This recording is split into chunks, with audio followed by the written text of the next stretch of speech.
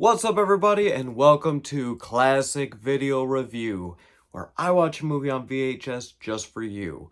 And today, well, this month is family-friendly February. And so with that being said, it's going to be all family-friendly, kid-type films, but I watched Warriors of Virtue.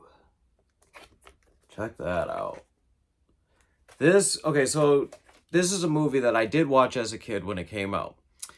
I enjoyed it as a kid, I remember, because I even owned one of the action figures. I owned one of the green kangaroo, the grumpy old one. And I remember the toys for this. Toys for this was pretty cool, but they were expensive. The film itself, you have this little boy who is like hanging out in this Chinese restaurant, and there's the guy who's cooking.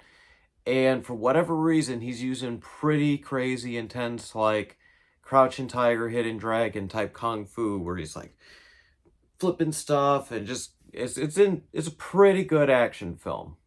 With that being said, though, there's a lot of bad stuff with it. So this is a movie that would cost, like, nearly $60 million at the time. I don't know what it is for today, but $60 million, and I believe it only made, like, 5. It was a bomb. So, and he's kind of crippled, the little boy's knee and legs all messed up. And he's basically like towel boy and stuff at for football because he can't play. But he's pretty smart. He even tells the one kid exactly what to do. Kid, of course, and just spits on his shoes, like really disrespectful. But then does the play. It works. They win the game. And then the crippled kid, that was my cat. The crippled kid and this black kid are walking home, and they made comments about how if it wasn't for him, they wouldn't have won. And the one kid actually admits, you think the kid is gonna go up and like just start knocking him, but now he admits it, tells them we should hang out tonight. So the kids go meet up, and they wanted him to cross like this really sketchy pipe. My cat's playing with the tripod. But anyways, and everyone's telling him, like, don't do it, don't do it, don't do it. And I would never have done it. Are you kidding me? Because underneath it, it's like this big old whirly drain. And so the leader of the bully kids, he went across it. And so then the other kid is going across. And he's like, you got to know something. You got to hurry up because you never know when that thing's going to just take a dump on you. Sure enough, water hits, the kid goes in, ends up in this magical, mystical world. He can run, he can play, his leg works, but then all of a sudden there's these crazy ninjas. And, dude, if this kid wasn't wearing a backpack, he would have been straight dead right there from the beginning, because he's running off, and the one guy just throws his spear, and it goes, bam, straight into the backpack that the kid's wearing. And the guy thinks he killed him, takes the backpack, and he's like all shocked. The kid runs off. Then you get like a small little glimpse of these Roo fighters, these humanoid kangaroos, which are terrifying. I don't know what I thought of them as a kid, but like especially the girl one, terrifying looking, and some of the way the lighting was absolutely horrifying. But each one represents a different element, like fire, earth, you know, your Captain Planet ones.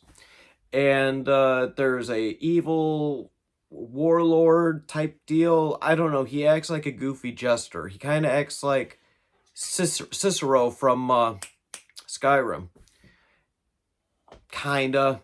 And at the end of it, it was kind of cool because it was like a Joker type feel. Like he was like straight nuts, and was able to split his body up into different like selves to fight all the warriors, and was actually pretty badass.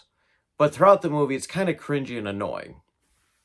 But yeah, he basically wants to live forever, this evil warlord, so he's draining these mystical pools around the world, and he's got one left.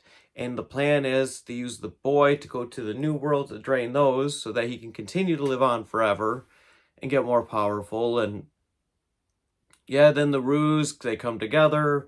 They gotta fight them. They eventually win because the boy sacrifices himself. Which, by the way, what a weird way to end it, right? You see all of this. You see even the kid fall in. And then the ending is he just wakes up and it's before he goes across the pipe. He ends up listening to his friend instead and they ditch. Like, what? I'm thinking in my head he's gonna get like woken up by like his parents or the other kids. They like someone dragged him out or whatever. And it's like, no, we're totally Flash. And it was just like, I don't know. This was a movie that I thought was a one and done. It's definitely a movie that I think they intended to build a franchise around because they put a lot of effort in.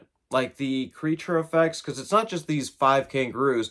There's also like a rhino one. He had a toy, I know that. Then there's like a ox one. And I think there was another one. I can't remember. But yeah, I couldn't tell you what their names all are. But yeah, the toys they had for them, they looked great. But I don't know. The acting wasn't bad. It wasn't shot bad either. Even like the action fighting scenes weren't bad. I did see a string though. I did see a string. It was in one of the scenes where the warlord split himself into 5 pieces and he's fighting each of the roos. If you it's hard to explain, but there's a scene where the string is holding up one of the roo's tails and it's freaking obvious. I don't know about on DVD or Blu-ray or whatever, but on the VHS home release, it's there. But, you know, it is a fun movie. It's different. They did make a sequel, though. That's something I didn't know. There is a sequel. I have no idea about it. When I went to, as I was watching this, I just kind of went to Google and look, Wikipedia, I should say. Oh, here's the 2 other creatures. Because I want to see, like, what was the box office numbers and stuff. Was there a planned sequel? And there was a sequel that came out. Apparently, the kangaroos are more humanoid, I guess. I want to look up pictures and see what that is. I don't think I'll watch it, though, but I don't know. It's not a bad movie. It's really not.